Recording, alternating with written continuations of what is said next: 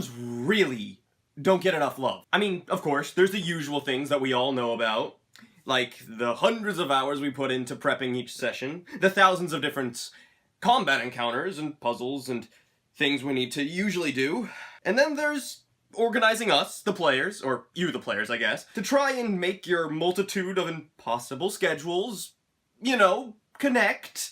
Good luck with that. As we all know, there are over 1 million possible alternate futures. And in only one do we ever meet up for D&D. Or maybe, you know, buying all of the resource books, which nobody cares about. Unless, of course, there's something way OP in there for them to use, a new spell, a new class. I'm looking at you, barbarians. Or, you know, spending countless hours building your world and cultures and ideas and people and interesting characters and plot lines, and watching as the players slowly burn it all down, cause murder hobos. Murder hobos. But one of the hardest fucking things to do is how do you even start your story? Let's talk about that.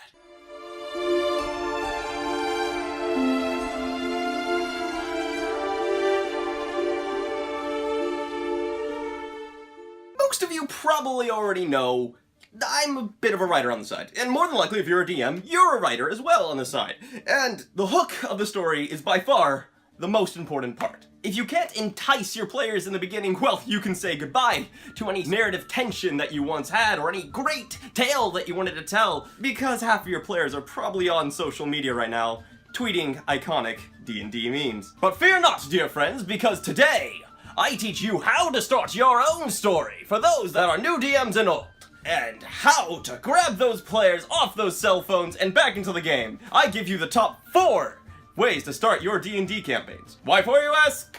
Well, I've only ever really come across 4. So, without further ado, let's begin with number 4. Number 4. The Tavern. Ah, yes, the Tavern. Who could ever really forget it? It's the iconic way every D&D campaign has started, and almost every RPG since the 1980s? God, I've got to start playing new RPGs.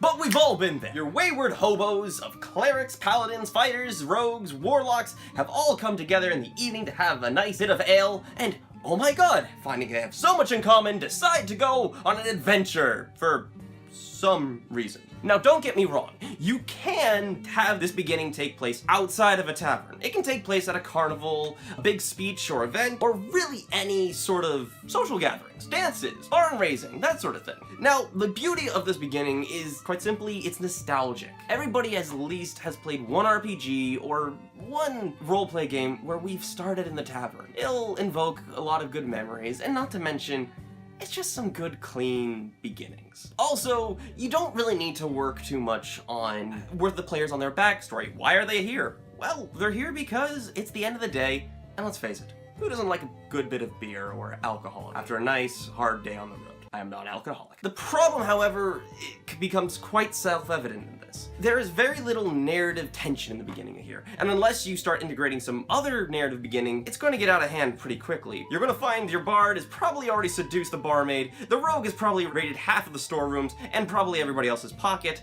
and the cleric is in the corner probably proselytizing the heretic tiefling on the other side of the room. I'm looking at you, tieflings. You're all demons on the inside, and we know it! In short, often things can become quite chaotic, and you might just get your players that aren't so roleplay heavy to just not care. So, if you are going to do this beginning, please get the narrative hook and the adventure started early.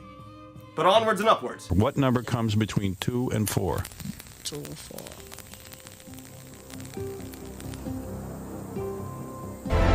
The prophecy is true.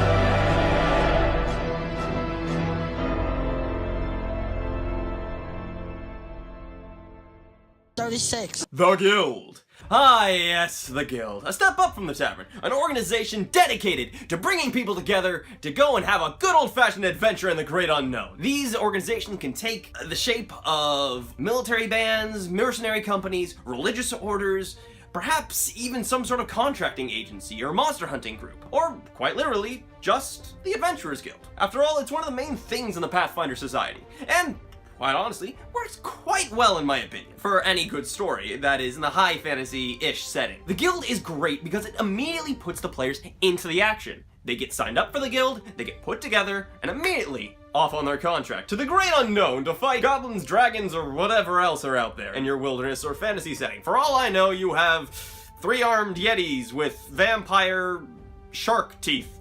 But no, also what this allows the players to do is to bond over the journey. They don't need to do a ham-fisted RP with each other to try and justify why they're now adventuring together. No, as they are put together forcibly on this mission, they learn to trust each other. They learn to work with each other. Maybe even get the basic bits of their backstory so they work better.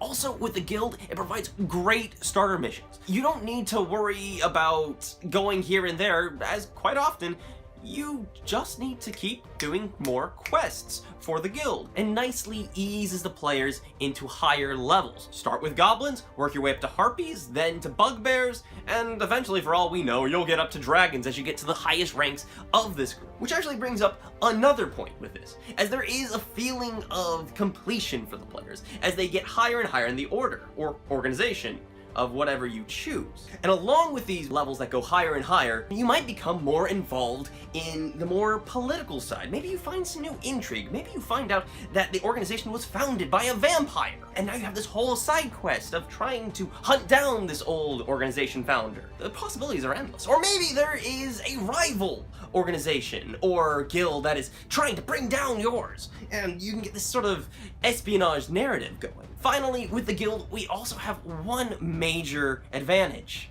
over basically any of the other starters.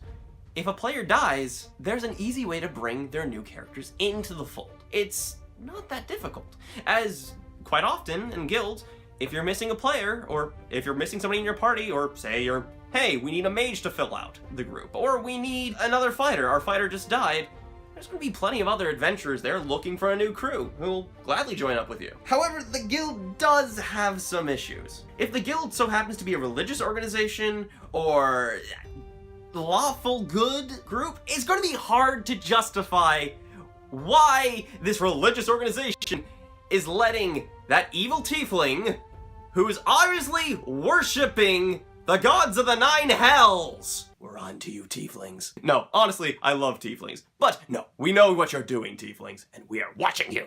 God damn it, I'm a racist.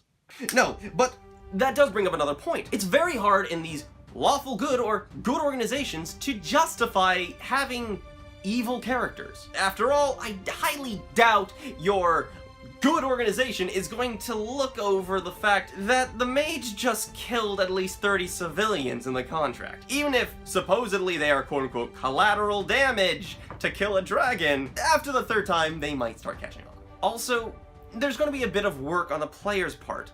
Just keep that in mind. Why is the player joining this guild? It's especially difficult if we're talking about rangers, monks, or druids who usually prefer the more isolated approach. So just keep this in mind, and remember to have a little chat with your players before the game starts. With that out of the way, we move on to number 2. Hey, Patrick. What? I thought of something funnier than 24. Let me hear it. 25. Psych! That's the wrong number!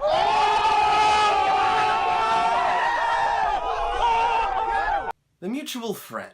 Ah, the mutual friend. A blend between meeting that old guy from high school that you haven't seen in 5 years, and him asking you for money, and blackmail. What a lovely combination that is. The mutual friend story is more complex than most. It starts usually with an old friend getting in contact with the player characters again after usually several years, and he's asking for your help. He suddenly brings all the party members in one place and explains that he needs a new team to do something. Perhaps this is to retrieve an old artifact that he's been researching for years. Maybe an old enemy has come back and trying to kill off the group members one by one.